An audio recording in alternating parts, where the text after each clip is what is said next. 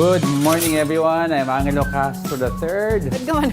Wala, kasi it's a Friday and we're still alive. So, Uso pa pala yun? Di ba pang 90s yun? Hindi ako gumanon. Ano ba? Iba di ganun. Diba si Pops J. Tarok?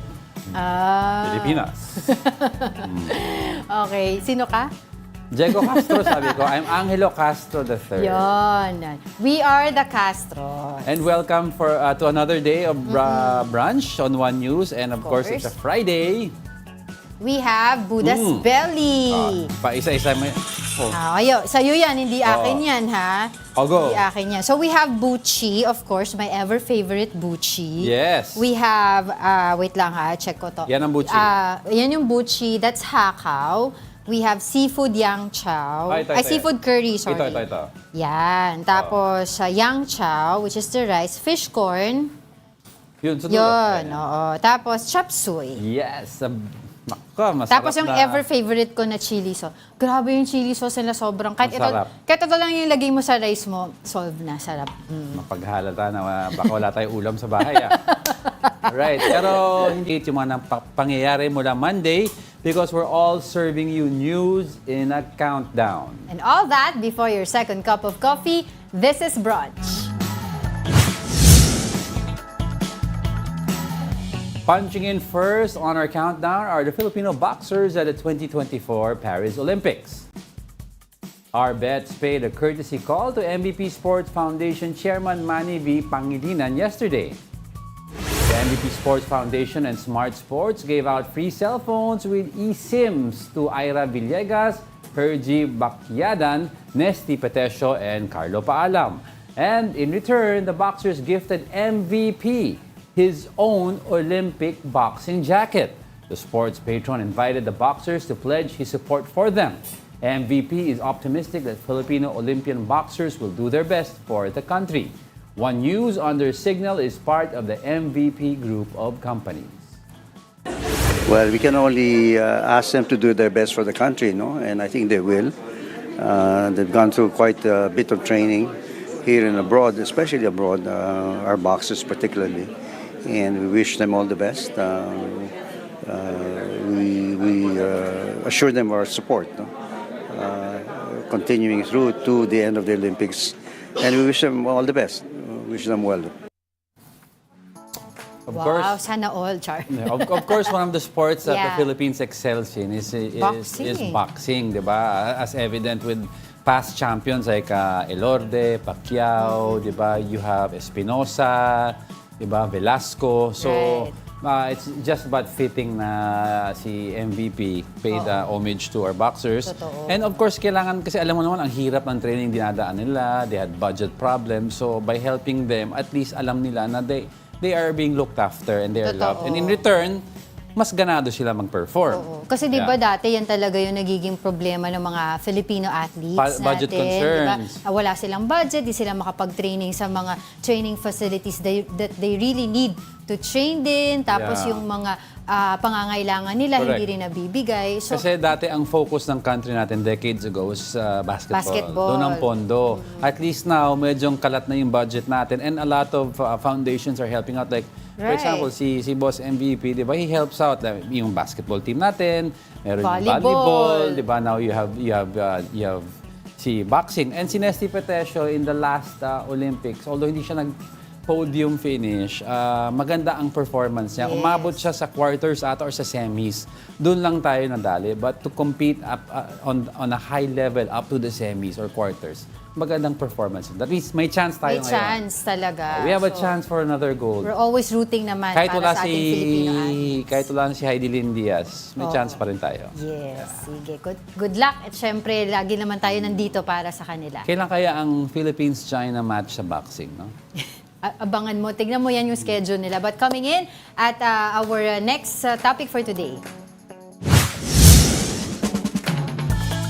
For our ninth spot, a cleaner at NAIA found a pair of used socks that contained over $18,000 or around 1 million pesos.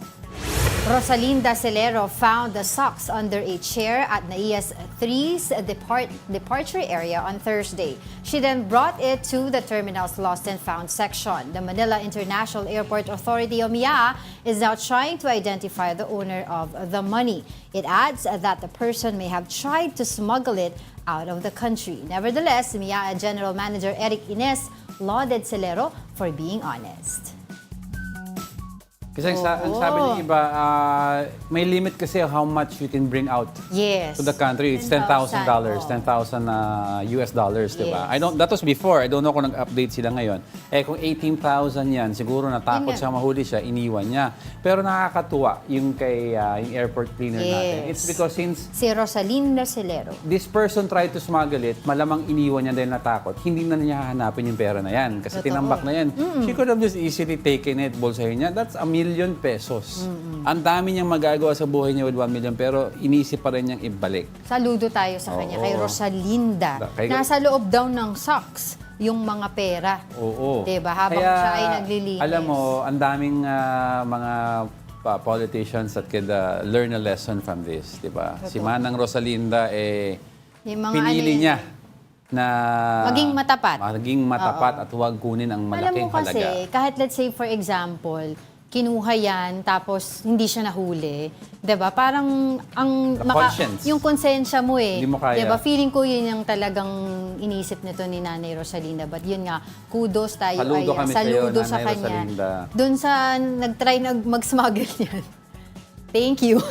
Thank you para kay Pero Nanay di, Rosalinda. anong mangyayari ngayon dito sa pera na to? Kasi Wala na. sabi mo nga, 'di ba? Nobody will claim that. Because may mga penalties if you try to smuggle Yes, it. That's why, I know. di ba, may Nobody will try to claim that. kasi for sure. if the person filled out sa declaration form na wala siyang ilalabas or ipapasok na pera above this limit, tapos meron pala siyang above it, nag-perjure na siya sa Exactly, form niya. exactly. So, walang na magkiklaim yan because natatakot ma-persecute. Exactly. So, wala na yan. Yun nga, kaya nga sabi ko, ano Unless- yung gagawin ng dyan, airport? Saan nila ito turn over? That I'm not Ayan, familiar hindi ko kasi alam. Kung ano yung protocol nila sa ganyan. protocol pag Oo. ganyan. Basta alam natin, bawal magdala ng ganito ng certain amount of money, di ba, sa airport.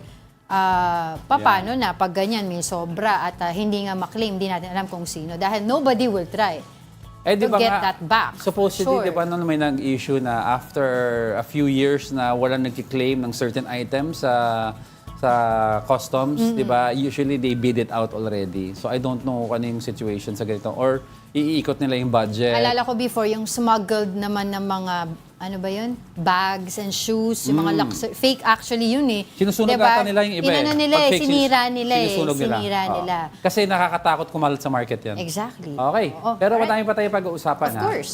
Let's move on. Making noise at our 8th spot are traffic enforcers. A recent study shows that traffic enforcers in EDSA are prone to experiencing hearing loss because of their exposure to traffic. Based on the study of UP Manila's National Institutes of Health, 13% of traffic enforcers stationed along EDSA for over 5 years are exposed to extreme noise. 16% of them are already experiencing hearing loss. The study found out that traffic enforcers hear 85 decibels of noise daily. This is already close to concerning 90 decibels. That is equivalent to the noise of a wheeled welding machine or a concert venue. MMDA is studying options to protect traffic enforcers from extreme noise. Hindi naman po pwedeng completely magkaroon ng earplugs yung aming mga enforcers para hindi po maapektuhan dahil delikado rin po yan sa kanila. Hindi nila maririnig kung may parating na sasakyan. Amin pong pinag-aaralan kung ano po yung pwedeng gawin. It is something na hindi din natin araw-araw na pag-uusapan but it's really important. Oo, very concerning yung mga ano na yan kasi yung 85 to 90 decibels already. That's way above na yun yung sa required tenga. daily hearing limit ng eardrums mo. Nagkakaroon kasi ng perforation, nangliliit yung mga muscles, nagko-contract sa ears. So, sometimes, ang masama pa niyan, ang long-term pala effect is yung person who is exposed to noise does not know na meron na pala siyang decrease Hindi in niya hearing alam. capacity. Yun ang mga tipong sa bahay, may sinasabi yung asawa, yung anak, tapos, ha? Ano? Ano Oo, sabi mo? or Tas kinatawag mo, hindi. magagalit yung kausap. Sabi ko, ganyan. Yung pala, nagkaroon ng decrease in hearing capacity already Totoo. because of constant exposure. Nakakaawa naman sila. Tsaka yung isa pa daw na nagkakaroon din ng ganyan, yung exposure sa mga maingay, yung mga, ang tawag din yung sa kalsada, yung nagdidrill ng mga semento. Construction workers. Oo, yung nagdidrill ng semento. Di ba yung yung ganon? Yeah. Yun, kasama din daw yan sa mga, nagkakaroon ng problema sa pandinig. Oo, pero dahil doon sa exposure ang nila. difference lang kasi ng MMDA officers natin, ang duty nila is 8 to 9 hours. Exactly. With 2-hour break. So that means they're left with 7 hours on the street exposed to 90 decibels straight for 7 hours. Not Diba? to mention yung init, yung pawis, di ba? Si GM, tama naman. Si GM, What can you do? diba? Si GM, tama, you cannot put earmuffs or earphones on Oo. them dahil pag cover mo yun, hindi nila maririnig ang incoming car. Right. Pero they should look at yung mga ginagamit sa barel. Kasi may mga yung earmuffs or yung ear, Pero how will you, di ba, hear the surroundings? There are levels to ilan decibels ang gusto mong i-filter out. For example, magbawas ka ng 5 decibels or magbawas ka ng 10 decibels. Di ba? Para pag-aralan nila yung mga ganyan options. Di ba? Kasi very dangerous nga dyan kung exposed na nga sila sa pollution Totoo. Kawawa naman. Kawawa naman. There's a lang problem. Mag-consult sila sa mga, No, ito sa yung ENT. Ito daw problem sila. Pollution, so that's a Lungs. lung problem. Skin cancer, skin problems exposed to heat. Di ba? Tapos ito, hearing loss. Hearing loss. Plus nagkakaroon ng problem sa mga tuhod tsaka sa mga ankles. Kasi lagi silang Laging nakatayo. nakatayo. Kaya nga, di ba, meron sila yung mga mini breaks para hindi sila laging nakatayo. Ayun, isa pa. May nabanggit na isang doctor noon, yung prostate problems because yung pants nila are a little tight. Oo. So yung blood Pero ngayon flow is parang different. pinalitan Pinaluwag na yun. So ang daming sana we take care of these enforcers of ours. Oo. Alright, sige, let's continue. Coming up, President Marcos remains mum on Vice President Sara Duterte's resignation from his cabinet. Pero nagparinig ba siya sa kanyang dating ka-uni team?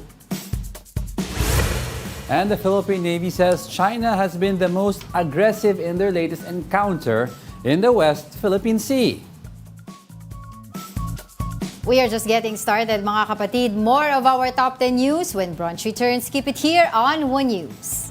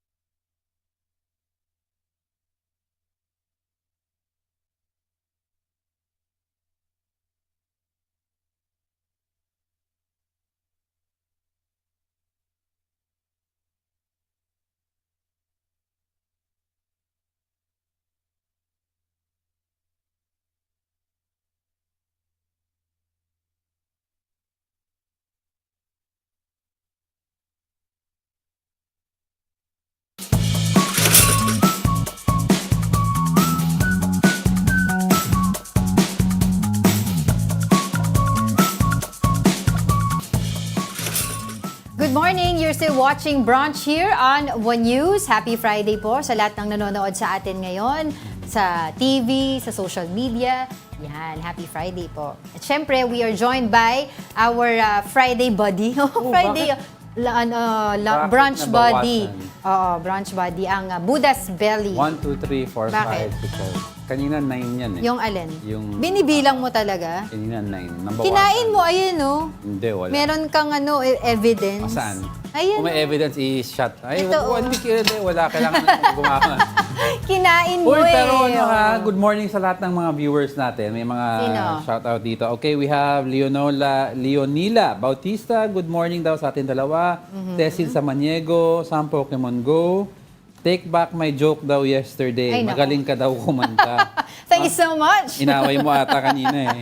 Si Dems Oliveros, good morning. Oh, Marvin Chavez. Oo. Oh, good morning. Si Mel, good morning din. Sino si Marvin Chavez? Hindi ko yung kilala. Hindi ko kilala yung Marvin Oo. Chavez yan. Sige, let's move forward to our topic for today. Hindi ko yun kilala. Going straight now to our seventh spot. Experts are now calling for a new approach to global funding to prepare the next generation for various health crises. Jovi Francisco has the report. Barely a month after the proposed pandemic treaty was shelved during the World Health Organization's annual assembly in Geneva, members of the panel that worked on the proposed accord swiftly renewed calls for leaders to unite and prepare for the next pandemic. As monkeypox continued to spread in Central Africa and the bird flu now affecting mammals, igniting fears of imminent human-to-human transmission, experts warn the world would most likely be overwhelmed by any new pandemic threat.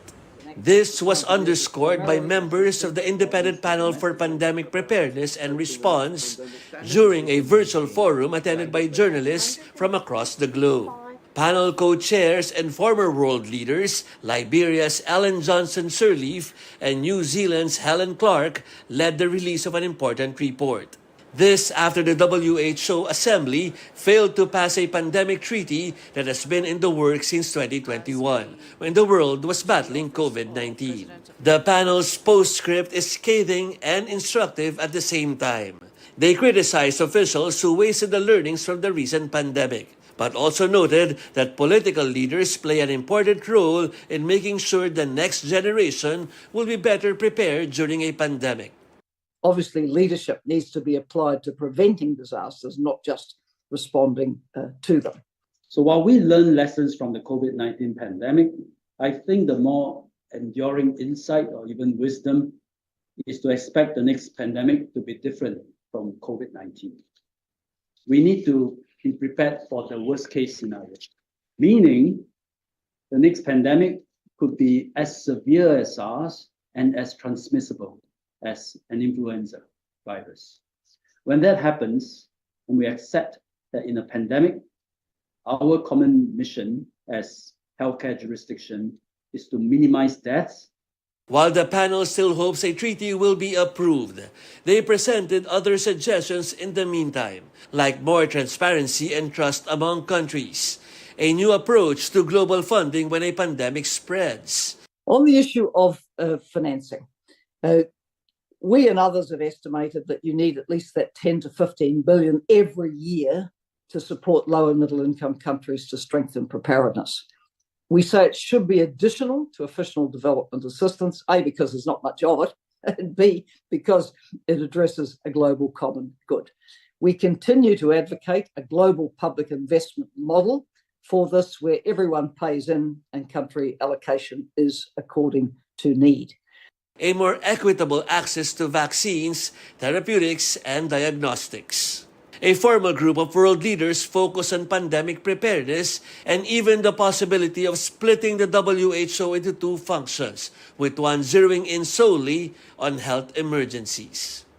And we posed an open question, and I stress it is an open question, should WHO be split into two organizations? One that is focused on emergency operations, as that work has to be done, and one that's focused on operational and technical excellence in health.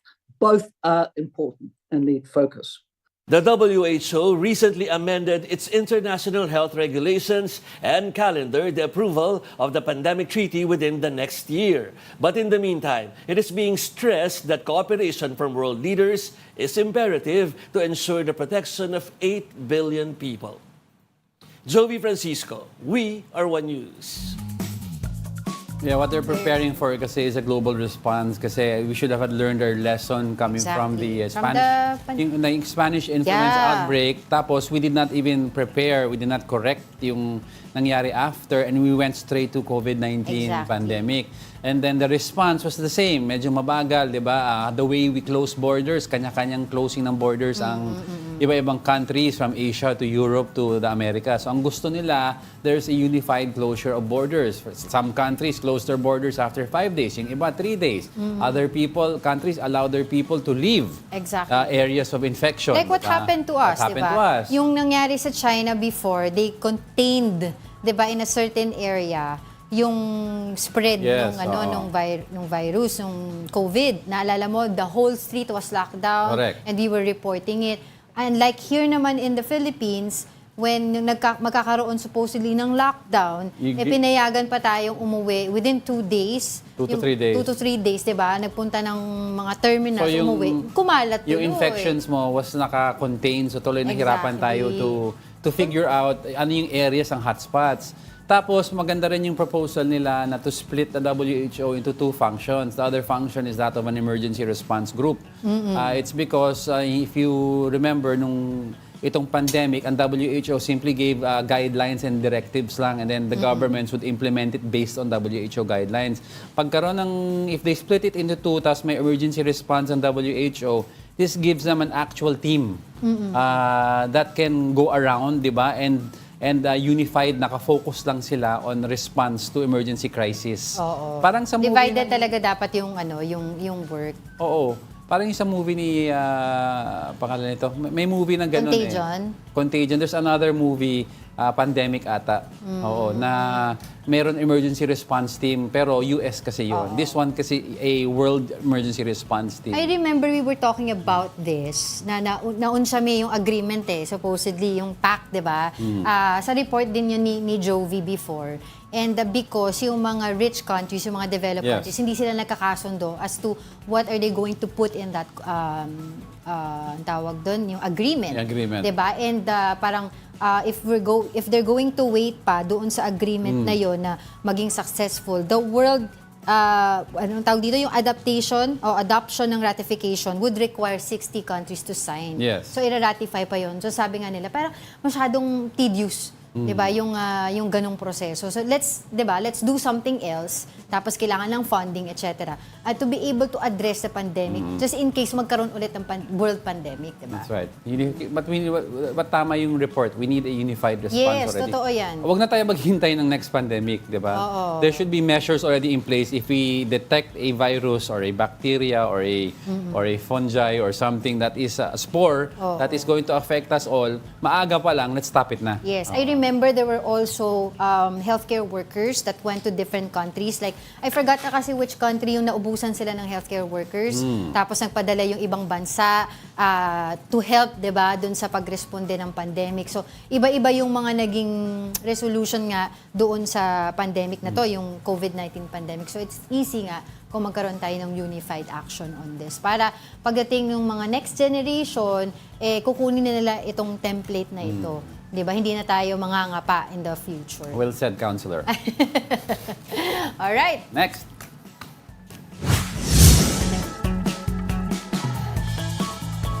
Ranking 6 in our countdown is the proposed wage hike. Labor groups renew their calls to increase the daily minimum wage rate in Metro Manila.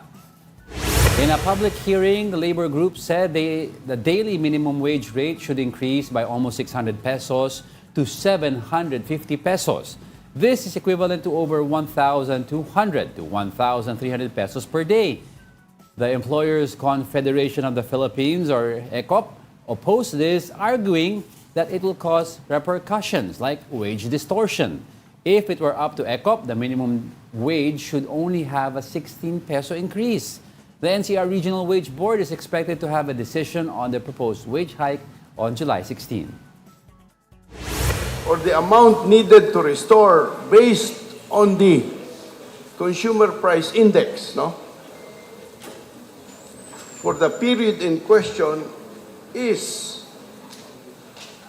16 pesos for the 610 and 15 pesos for the 573. Salamat naman sa ECOP sa 15 pesos at 16 pesos na approve na proposal.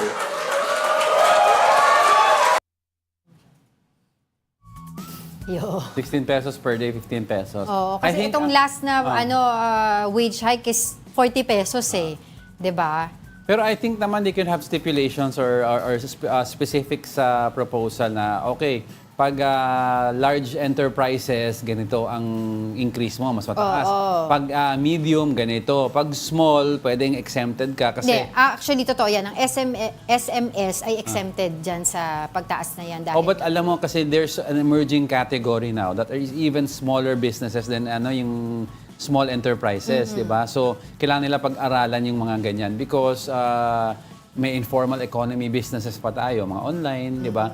Baka sooner or later kasi these informal businesses, they become businesses na may pwesto, na may 2 to 3 employees pero hindi registered. Pero ito kasi yun sa mga laborers Yes, natin. Ito 15, ay 16 mga pesos. under big companies eh. Diba? Ay, hindi. Pag big companies... Pag big companies ka, yun nga. Pero kasi nag-meeting sila dyan, all the stakeholders, di ba? Yung mga samahan ng mga laborers, pati yung mga employers confederation nga kanina, at nagsasabi. Kasi yung ibang mga laborers, iba't ibang grupo yan. Iba't ibang may mga hingi sila. Merong 700, merong 500, yung mga ganyan. Tapos sinasabi naman ng mga Employers Confederation ay, teka muna, ito lang yung kaya namin. Kasi ang excuse, no, ang reason ng mga employers ay, sige, we can increase the sweldo, the salary, pero baka we have to cut down with the manpower because we won't be able to take it longer, 'di ba? Yung kumbaga yung operation expenses, etc. Pero ang sinasabi naman of course ng mga laborers natin bigyan niyo kami ng living wage. Kasi below ngayon yung living wage 'di ba? Yung kumbaga yung ang tawag doon yung ginagastos ng pamilya, 'di ba? Na mababa doon sa binibigay ngayon. 610 ang minimum wage as of now. Ang problema lang kasi you have to remember yung large companies, they produce massive quantities of product. For example, let's take the food industry or production or industrial. If you increase isang company that has 3,000, 5,000 employees, kahit sabi mong 16 pesos per employee per day yan, multiply that by the number of employees, magbabalo ng operational cost nila. So therefore, sabihin ko, kung ako siguro, Presidente, teka lang, laki ng operational cost. Can we cut 300 workers? Instead, let's put an intelligent working force. Di ba, may computerized machines already sa industry. Yung mga arms na, di ba, yung isang belt daw to produce siguro 1,000 cans. Kung dati sabihin mo, kailangan mo 30 employees, you can even cut it down ngayon to 15. Kasi yung computer na gagawa ng iba. Right. Yan ang iiwasan natin. Yan ang ayaw natin. But of course, we have to provide a decent, Of course. a decent wage for our workers. Kasi, di ba, at the end of the day... Ang mahal kaya ng bilihin ngayon, bigas, gasolin, di ba, pamasahin mo. Exactly. Ang mga basic necessities. But Even luya is Correct. expensive right now. But yung keyword na rin sinabi mo is gas. Para patakbuhin yung mga machines, you need money. So you have to balance. It's a balance. So, malalaman natin yan mahirap. by July 16, on or before July 16, kung magkano. Definitely meron, taas. Ang pinag-uusapan dyan, magkano na naman. Diba? Basta decent. Sana decent. Barya-barya na naman yan. Alright, let's continue with our countdown. Now coming hot at 5th spot is former Negros Oriental Governor Pride Teves. The brother of expelled lawmaker Arnie Teves was arrested yesterday in Dumaguete City. Teves was apprehended following his designation as a most wanted person. He is facing charges for violating the Terrorism Financing Prevention and Suppression Act of 2012. The Anti-Terrorism Council earlier designated the Teves brothers and 11 others as terrorists for their involvement in the killing of slain Negros Oriental Governor Roel Degamo. Teves eventually posted a 600,000 pesos bail. The brothers. We are still awaiting dun sa magiging resulta ng extradition case Arnie Teves Yeah. sa Tapos na, di ba? Timor-Leste. Tapos na eh. Tapos na, but we're still waiting for the result. Yung resolution. Ito naman yung sa brother niya, even if nakapag-post siya ng bill, tuloy naman yung kaso. Tuloy yung kaso. Alright, sige. Move on. Let's continue.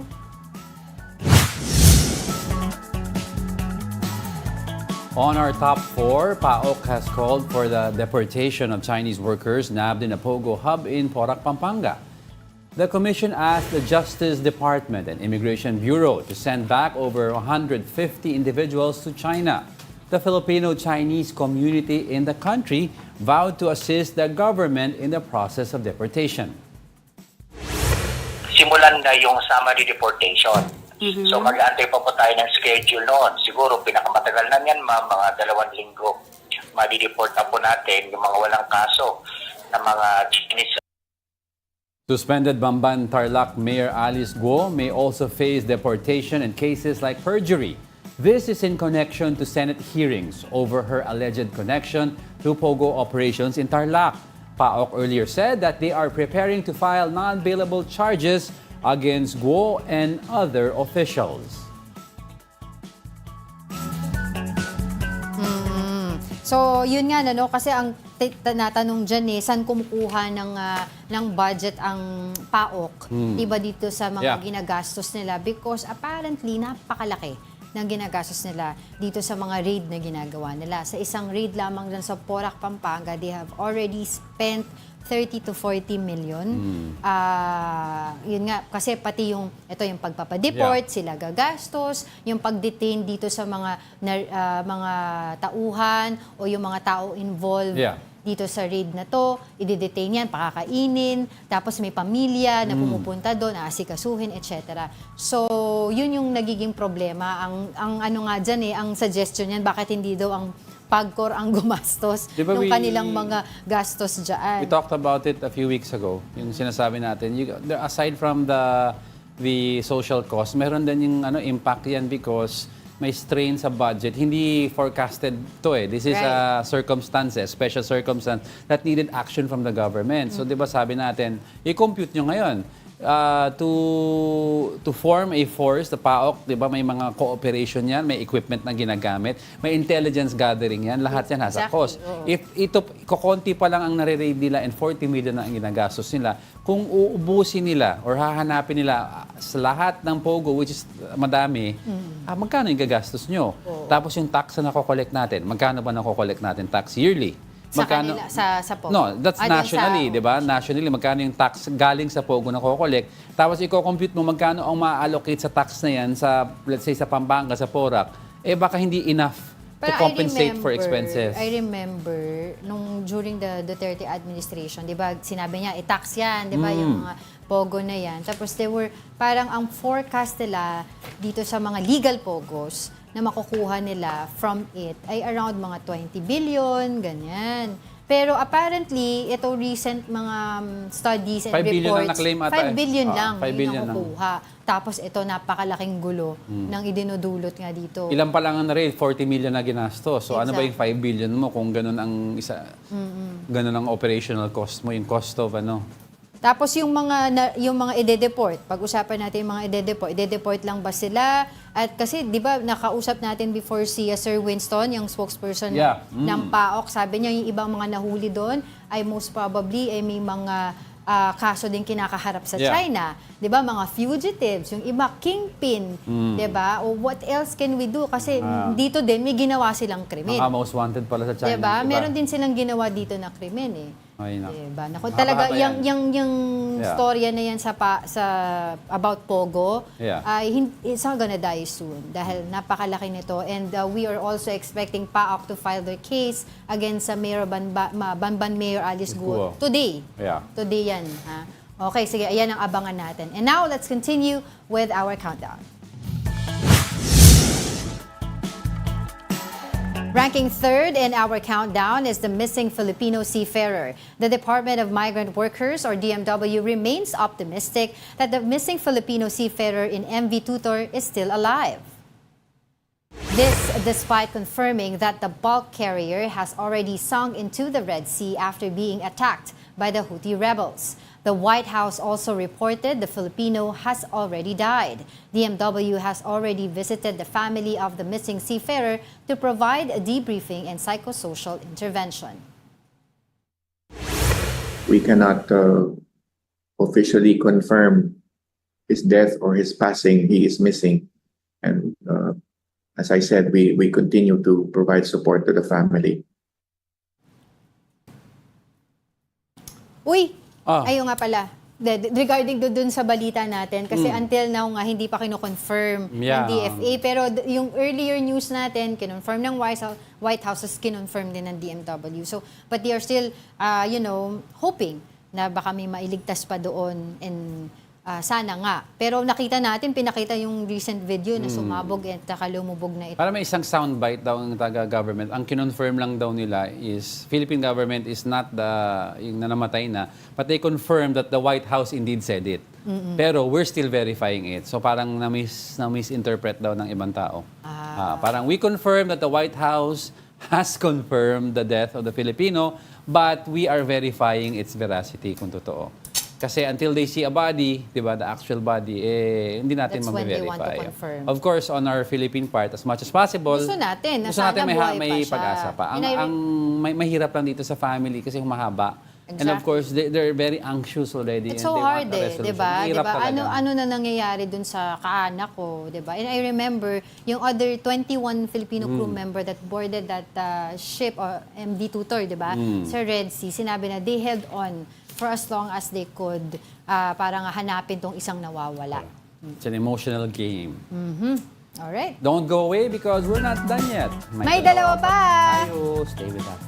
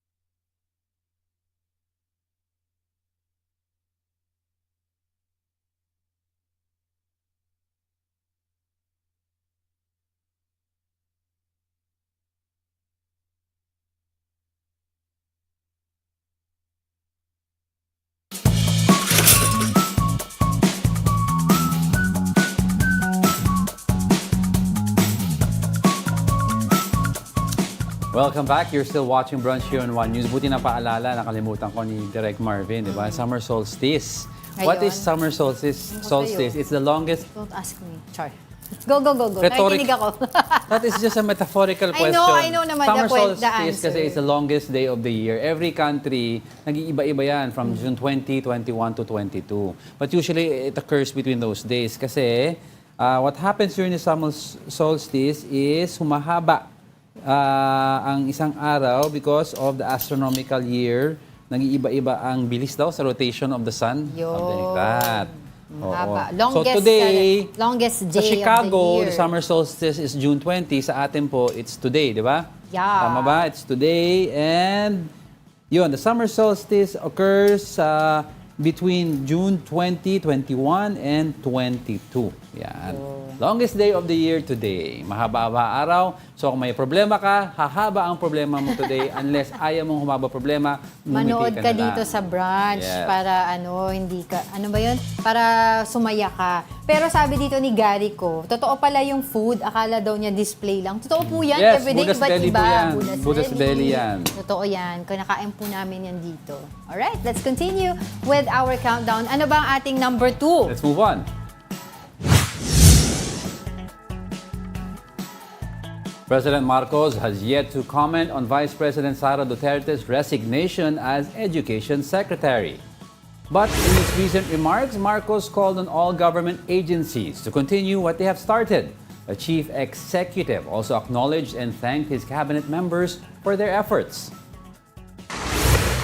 Pinaalalahan ko ang lahat ng mga ahensya, lingkod bayan, mga kabalikat sa gobyerno. Huwag natin sayangin ang ating mga nasimulan.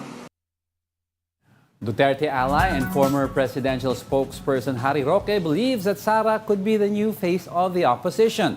But this did not sit well with some lawmakers, especially for those who belong to the minority bloc in Congress. Duterte Camp dahil yung Duterte Camp ay opposed sa ICC investigation, opposed sa hustisya para sa mga biktima ng peking gera kontra droga, ganyan. Eh kung ayaw nila dyan, edi hindi talaga sila opposition na naglilingkod sa taong bayan. Oh. Yun nga kasi sinasabi nila, 'di ba si Attorney Harry Roque, Yeah. sinabi niya, the line has drawn. Now Vice President Sara Duterte can now speak up against Yeah. the issues that she is not agreeing to. Tapos ano pa 'yun? Ang sabi kasi ng ibang pundits, Siya na daw yung muka ng opposition. Yan, regarding that, how do you define opposition kasi? If you define opposition in the traditional sense, it means you're opposed to the issues that the current people in power espouse, di ba? Ngayon, there's another new definition of the opposition in today's modern politics. It simply means kung ayaw mo, if you're opposing the current administration, opposition ka na. So ano ba definition mo? Against ka ba sa issues or against ka sa personality? Even Diba? si Congressman Edsel Lagman, sinasabi niya, teka muna, parang meron siyang term na ginamit, parliamentary opposition yata, yun, Yes. if I'm not mistaken. Sila daw pa rin ang opposition. Pero yun nga, sinasabi rin ni Manong Ted kanina, ang pinaka-opposition daw talaga, yung Makabayan Bloc. Kasi yung sa issue talaga, sila talaga. They are a constant opposition. Constant opposition. Because ang mandate ng Makabayan Bloc is check and balances. Yes. Kasi isipin Hindi pa mo, pwedeng oo ka lang ng oo. some people may say, ginugulo mo yung buhay ng mga tao, Makabayan Bloc. But hindi po. Because if wala ka Makabayan Bloc, people in power, wala na silang takot na may mag-iingay. Yeah. Tuloy-tuloy lang sila sa mga measures that sometimes, baka hindi naman sadyang gusto magkaroon ng problema, mga measures or laws that passed, but sometimes may error yan kasi mga tao yan eh. They make mistakes. But if you have one who ang function niya is to make sure pupuntiryahin mo lahat ng gusto mo ipasang bill, yan ang true nature or true purpose of the opposition. Unless To scrutinize. Diba? Oo. To make sure yung check and balance. Oo. Unless na lang you're in one household, dapat yung asawa na babae, yun ang laging masusunod. Hindi ko kontra yung misis, di ba? Yes. I agree. Pero going back dun sa issue natin, yun nga, yung mga, tawag dito, yung pagdedeklara ng mga oposisyon. Sinabi kasi ni former legal counsel to the president before, si Salvador Attorney Panelo. Sal Panelo, sinabi niya, parang sabi niya, hindi yata mukha ng oposisyon si Vice President Sara Duterte. Parang ang mukha, dahil ang nag-umpisa nito ay si PRRD. Si Sara could be the heart of the opposition. Yan ang sinasabi. Pero para sa akin, Sara is the face of, kung if ever, the face is usually the one who is on the firing line, di ba? Yung nasa front line. Siya nasa front line ngayon eh. She's the vice president. Si PRRD is already a retired politician as of the moment. So usually, ikaw yung puso, ikaw yung person behind it. You started it. The heart's the one that keeps the di ba? The heart, Ay, akala ko sabi mo. Hindi. Wala ako. Okay, anyway, mahabang usapan pa naman yan. Niya, and we will see kung talagang magiging opposition siya sa gagawin niya. Correct. Makakarinig tayo ng mga salita mula kay Vice President Sara Duterte dahil sa ngayon ay tahimik pa. But for the meantime, let's continue with our countdown. Now, going back to our top spot is the recent harassment incident in Ayungin Shoal. The Philippine Navy called the incident the most aggressive China has ever been to our troops in the West Philippine Sea. Here's the report. The Armed Forces of the Philippines, or AFP, recently uploaded the videos of China's latest harassment of our troops in Ayungin Shoal on Monday, June 17. The China Coast Guard surrounded our rigid hull inflatable boats, or RHIB, violently collided their vessels against our boat, pointed a weapon against our soldiers, and used tear gas, sirens, and blinking lights to further threaten our troops. The Philippine Navy said this is the most aggressive posture China has ever done. They came close because they were after the ribs. They were after the boats, not the ship. This barbaric, this piracy, they are thieves. These illegal, coercive, aggressive, and deceptive actions of China does not reflect the intention of their country to be a global power. Other countries have to be wary of this. A close source to News 5 said this is the first time the CCG surrounded BRP Sierra Madre and got so close to our troops. The source added that CCG never used weapons before. China also got so aggressive that they destroyed the Filipino troops' windshield and communication and navigational equipment. For maritime security expert Ray Powell, China's recent harassment incident can already be considered as an armed attack. That's why he is pushing the Marcos administration to use Article 3 of the Mutual Defense Treaty, or MDT. Under this article, the Philippines and the U.S. can start their consultation about their next step after the harassment incident. At this point, what is needed is some clarity across the board, some clarity from the Philippine side as to what they expect and want out of their U.S. allies, some clarity from the U.S. side as to what that they expect and to be able to provide and can provide, and frankly, clarity on the Chinese side so that they understand what the implications are of carrying out an illegal blockade against a U.S. ally in its own exclusive economic zone. Maritime security analyst Chester Cabalza also urged the Philippines and the U.S. to address the gray areas of MDT. They're using a different thing. So you see different kinds of tactics, perhaps to confuse us. And I think this is the gray zone of the Mutual Defense Treaty, which we haven't seen since 1951. So it has to be discussed. The military will discuss their next steps after the recent incident in their resupply mission. But one thing's for sure, they will not back down against China despite their worsening aggressive actions in our exclusive economic zone. Mobile journalist Marymon Reyes, we are One News. Now to further talk about this, we have Senator Francis Tolentino on the line. Good morning, Senator. Thank you for joining us. Hi, good morning, sir. Good morning, ma'am. Good morning to your viewers as well. Yes, Senator, you earlier urged the president to convene the National Security Council with former presidents about this ongoing tension. Senator, could you tell us more about this? It's part of an existing executive order. That's the highest policy-making body in terms of making recommendations concerning national security. So if you look at Executive Order 115, that's the content of it. Yeah. Just to clarify lang po, how can the former presidents help PBBM in making strategies in the West Philippine Sea? They are part of under the law, they're part of the National Security Council. And I guess that the rationale behind the law is that they have the wisdom having occupied Right. the seat before.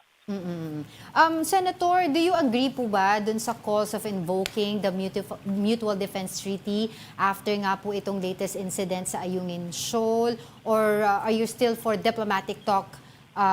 Senator, your thoughts on that? The MDT will not be triggered if the words armed attack are not yet reached. So if you look at the June 17 incident, would it really qualify as an armed attack? So that's the question. That's why we need the National Security Council. But kayo po, personally, yung base po sa inyong pag-analyze itong sitwasyon na ito, yung nangyari po noong June 17, would you consider this an armed attack? I have my own personal opinion, but an armed attack, iba siguro yung threshold nun eh. It's a higher level of violence na nagagantihan, nagbabarilan, etc. etc. Yeah, well, there's no doubt, Senator, na medyo nag-escalate ang tension. But people are also talking about yung Philippine Maritime Zones Act, which you principally authored po. Ano po ang status nito? At pag, if I ever... think it will be signed by July. By July? It will be signed by July, yes. Okay. Ang tanong po kasi ng ibang taong bayan, kung mapirma na po ito, ano po ang maitutulong nito sa bansa natin in easing the tension? Ang maitutulong sa bansa natin ay magkakaroon tayo ng maliwanag na mapa ng ating karagatan na aprobahan ng United Nations. Okay. Nasa ngayon, wala tayo.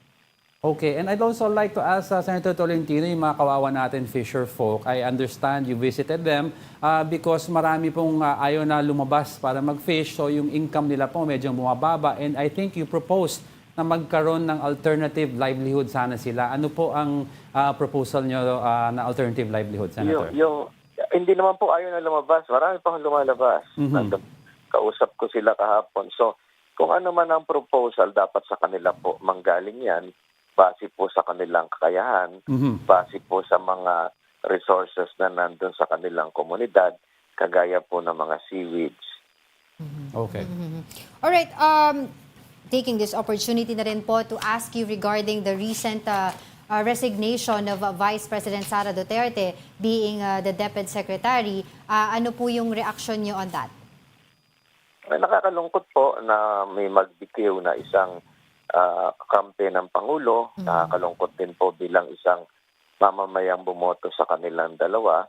Ang inaasam-asam ko na lang po, what I'm looking forward is for a capable replacement as soon as even before the July 19 effectivity has been reached. May mga tao po kasi nagsasabi na maganda daw po na ma-appoint ngayon ay non-political person sa Department of Education. Your thoughts on that din po, sir?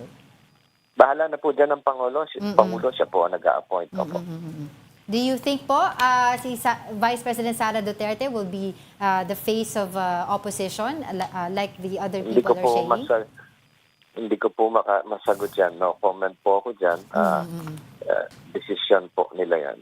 Lastly, Senator, I want to go back to dun po sa issue natin sa West Philippine Sea. Clearly, we have taken a lot of measures already para po dun sa ating RORE mission, yung resupply mission. And recently nga po hindi ito naging successful dahil po sa pagharang na ginawa ng Chinese Coast Guard. Ano po ba? What else can we do? Meron po ba kayong maaring suggestion on that? Kasi before, we tried yung airdraft.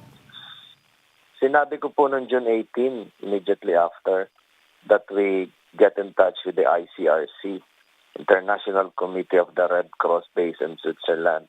Sila po yung neutral international organization na eksperto po dyan, founded since 1863. Sila po yung nagdadala ng pagkain sa Ukraine.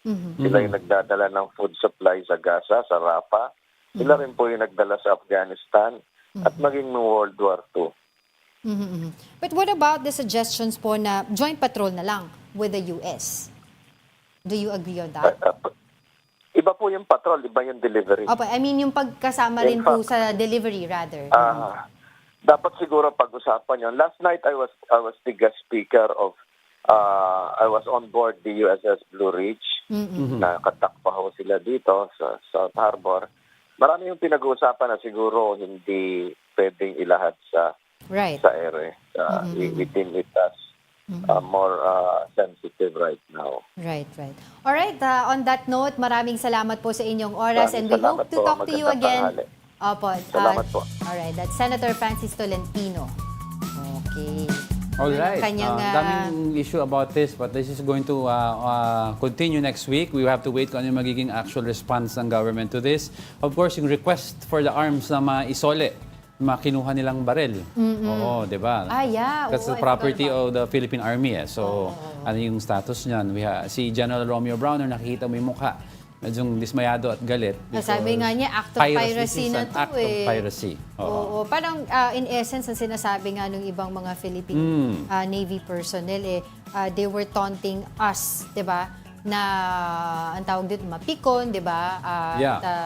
Talagang lumaban or magkaroon din ng aggressive reaction dun sa kanilang ginagawa. But I think on that note, okay din naman na hindi tayo, kumbaga, kumagat doon sa provocation na yon, 'di ba? At least nakita ng international community yung totoong nangyari, 'di ba? Ito yung mga videos na nakita natin na talagang tinutusok nila yung mga rubber boats natin, 'di ba? Yung isang yung isang Philippine Navy natin na sugatan pa putulan ng daliri. Daliri niya. So Tapos nakakalungkot lang yung tinanong ni General Bronner, di ba? Ikaw ba, babalik pa ba sa serbisyo pag okay ka na?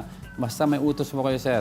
Ready na daw siya. So parang dedication talaga ng sundalo natin. Exactly. So ang hirap talaga nitong sitwasyon natin because clearly China is not recognizing anything but themselves. Di ba? Yung ruling, sinasabi ng international community, and other political analysts would say back their channel, sa panahon na ito, baka po pwede pa. But I don't know. Sabi nga ni Ray Powell, you cannot go into a negotiation with a country that has clearly leverage over you. If you want to negotiate, you have to be on the same playing field. Certain position of power. Baka naman kasi that we can explore invoking the MDT not for war purposes, pero in the middle of negotiation or kasama sa negotiation, katunggalin natin ang US. Exactly. That gives us leverage. At saka ang tanong din diyan, iba-iba yung treatment ng ng China doon sa mga claimant diyan sa West Philippine Sea, sa South China Sea. And bakit, 'di ba? Ano ba yung mga ginagawa ng iba sa Vietnam?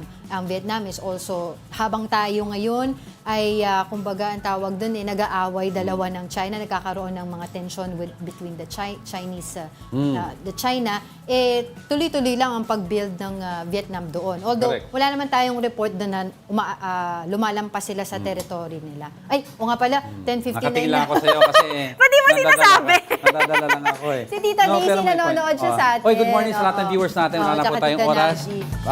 Thank you, Buddha's Belly. Buddha's Belly, thank you so much. And with that, I'd like to leave you a quote coming from Leo Buscalja. Worry never robs tomorrow of its sorrow. It only saps today of its joy. Happy weekend, everyone. And that wraps up today's episode of Brunch. Ayan. Join us again on Monday. I'm Angela Lagunsad Castro. And you are?